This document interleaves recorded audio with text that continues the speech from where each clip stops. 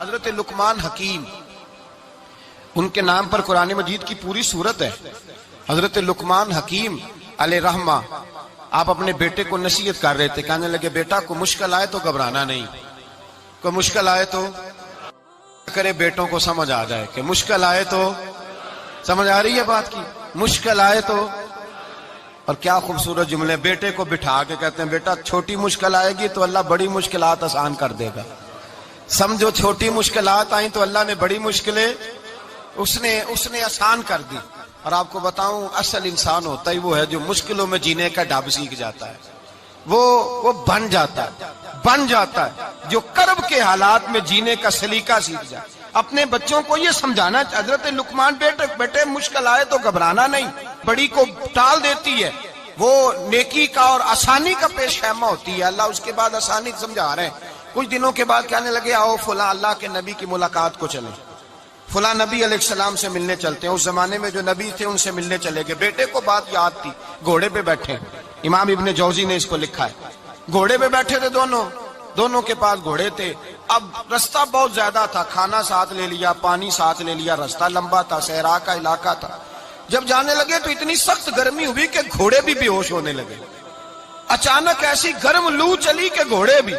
اب دونوں باپ بیٹا جو تھے وہ بڑی جوش میں تھے کہ جانا ہی جانا ہے، گھوڑے سے اتر کر کے پیدل چلنے لگے۔ اب پیدل چلتے چلتے ذرا آگے گئے تو اب گرمی میں جتنا بندہ پیدل چلتا ہے اتنا پیاس بھی زیادہ لگتی ہے، تو پانی پیتے رہے، کھانا کھاتے رہے، کھانا پانی بھی ختم ہو گیا۔ تھوڑا آگے چلے نا تو اس کے اندر تکلیف بڑی کہ حضرت جناب لقمان کے بیٹے کے پیر کے اندر ایک ہڈی پیوست ہو گئی، اتنی بڑی ہڈی تھی وہ اندر ہی چلی گئی، پیر خون کے فوارے گرنے لگے، بیٹا بے ہوش ہو گیا۔ حضرت لقمان اس کے سرانے بیٹھے تو بیٹا تھا نا، آنکھوں میں آنسو آ گئے۔ بیٹے نے آنکھ کھولی تو کہنے لگا ابا جی آپ تو صبر کرنے والے ہیں، آپ رو رہے ہیں۔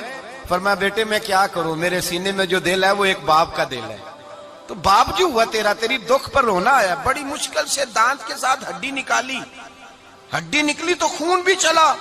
صاحب زیادہ کہنے لگا حضور آپ نے تو کہا تھا ہر مشکل کے بعد آسانی ہوتی ہے، اور چھوٹی مشکل دے کے اللہ بڑی سے بچا لیتا ہے، تو ہم تو اچھے کام چلے تھے، مشکل پہ مشکل یہ کیا ہے؟ حضرت لقمان کہنے لگے بیٹا نہ تو رب کی حکمتوں کو جانتا ہے نہ پوری طرح میں جانتا ہوں، لیکن جو میں نے کہا تھا وہ بات سچی ہے۔ فَإِنَّ مَعَ الْعُسْرِ يُسْرًا إِنَّ مَعَ الْعُسْرِ يُسْرًا، اللہ ہر مشکل کے بعد آسانی عطا فرمائے گا، اور فرمایا میرا ایمان ہے کہ ضرور عطا فرمائے گا۔ یہ بات کہہ رہے تھے کہ سامنے سے دھواں اٹھا، اتنا سخت دھواں اٹھا کہ آپ نے سوچا شاید وہاں آبادی یا وہاں جاتے ہیں۔ وہاں چلنے لگے تو پیچھے سے کسی نے آواز دی ٹھہر جاؤ، رکو، وہیں رک گئے۔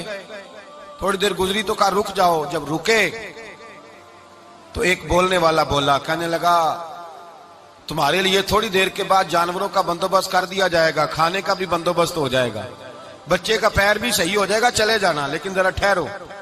حضرت لقمان کہنے لگے بولنے والے تو کون ہے؟ تو کہنے لگے میں اللہ کا فرشتہ ہوں، میں اللہ کا فرشتہ ہوں۔ کہا اللہ کے فرشتے اور یہ سارا کچھ کیا ہے؟